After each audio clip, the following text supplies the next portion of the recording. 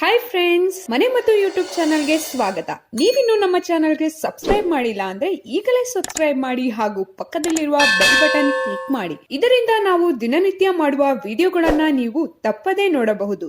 ಮೂಲವ್ಯಾಧಿಯಿಂದ ಬಹಳ ತೊಂದರೆ. ಇದನ್ನು ಬರದಂತೆ ತಡೆಯಲು ಅಥವಾ ಬಂದರೂ ಹೇಗೆ ನಿವಾರಣೆ ಮಾಡಬೇಕು ಎಂಬುದಕ್ಕೆ ಕೆಲವು ಸೂಚನೆಗಳು. ಬೆಟ್ಟದ ನೆಲ್ಲಿಕಾಯಿ ಅಥವಾ ಬೆಟ್ಟದ ನೆಲ್ಲಿಕಾಯಿ ಪುಡಿಯನ್ನು ಸೇವಿಸುವುದರಿಂದ ಮೂಲವ್ಯಾಧಿಯಿಂದ ದೂರವಿರಬಹುದು.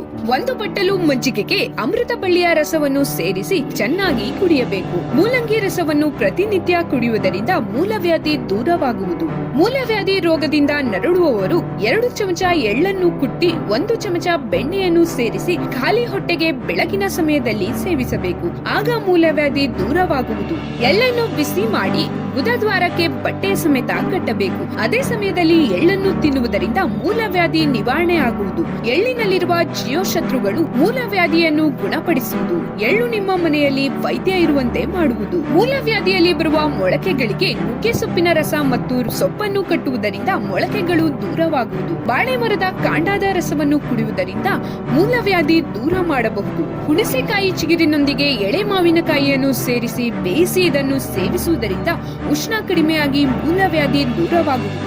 ಅನಾನಸ್ ರಸಕ್ಕೆ ಉಪ್ಪು ಮತ್ತು ಕಾಳು ಮೆಣಸಿನ ಪುಡಿಯನ್ನು ಸೇರಿಸಿ ಕುಡಿಯುವುದರಿಂದ ಮೂಲವ್ಯಾಧಿ ರೋಗ ನಿವಾರಣೆ ಆಗುವುದು. ಸೌತೆಕಾಯಿಯನ್ನು ಯಾವಾಗಲೂ ತಿನ್ನುವುದರಿಂದ ಮೂಲವ್ಯಾಧಿ ಶಮನವಾಗುವುದು. ಹಾಲಿಗೆ ನಿಂಬೆ ರಸವನ್ನು ಸೇರಿಸಿ ಪ್ರತಿದಿನ ಬೆಳಗ್ಗೆ ಖಾಲಿ ಹೊಟ್ಟೆಗೆ ಕುಡಿಯುವುದರಿಂದ ಮೂಲವ್ಯಾಧಿ ನಿವಾರಣೆ ಆಗುವುದು. ಪ್ರಾಥಮಿಕ ಹಂತದಲ್ಲಿರುವ ಮೂಲವ್ಯಾಧಿಯನ್ನು ಪ್ರತಿದಿನ ಈರುಳ್ಳಿ ರಸಕ್ಕೆ ಕಲ್ಲು ಸಕ್ಕರೆ ಸೇರಿಸಿ ಕುಡಿಯುವುದರ ಮೂಲಕ ಶಮನಗೊಳಿಸಬಹುದು.